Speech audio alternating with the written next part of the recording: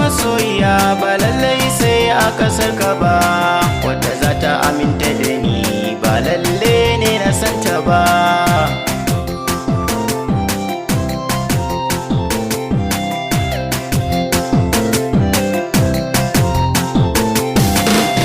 Na ɗauki jakata zan tafi neman masoyiya, duniya na da faɗi gani ƙasa ta Najeriya.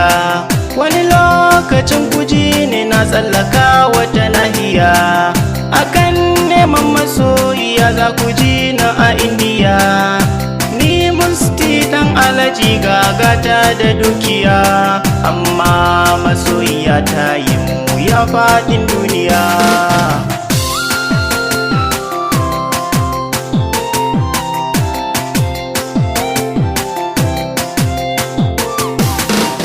Na shiga yanayi ina ta juyi ina jiri, akan ki masoyiya nema nake ina nazari.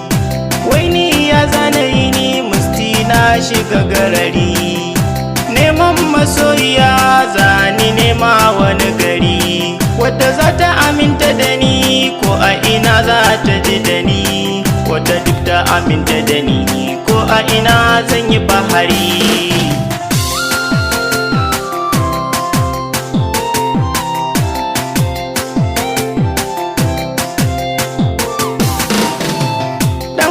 Idan kina ji na ki sanar da ni, tafiya neman masoyi da wuya an faɗa mini, ko da sako ki aiko sai a gaya mini, kada sai na tafi ki ce a zo a faɗa mini.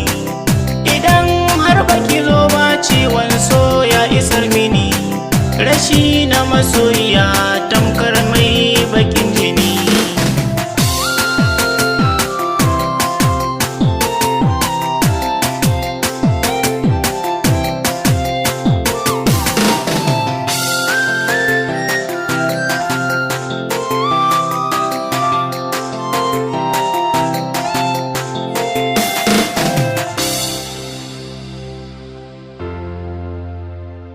Ana cikin haka sai gaba kuwa ta zo gidanmu, ni kuma lokacin na ɗauki jaka zan bar ƙasarmu.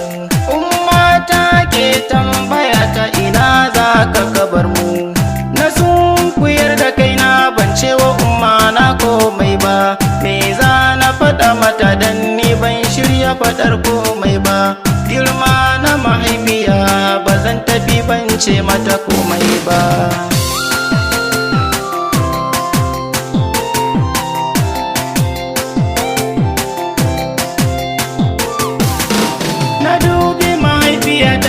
Kwalla ta fara zubo min, rashin masoyiya ne za ya saka ni barin kasar nan.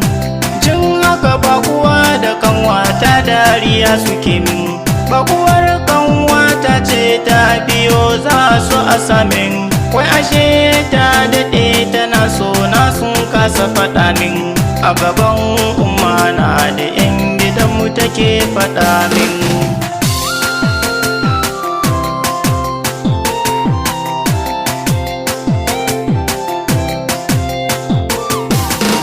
Abin daɗi sai murna ya ruɗa min tunani, kyakkyawa ce a tun farko mai kyau ba ta da muni.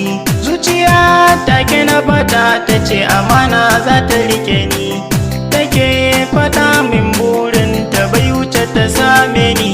Wai ashe neman masoyiya a mafarki ya same ni, a lokacin na fara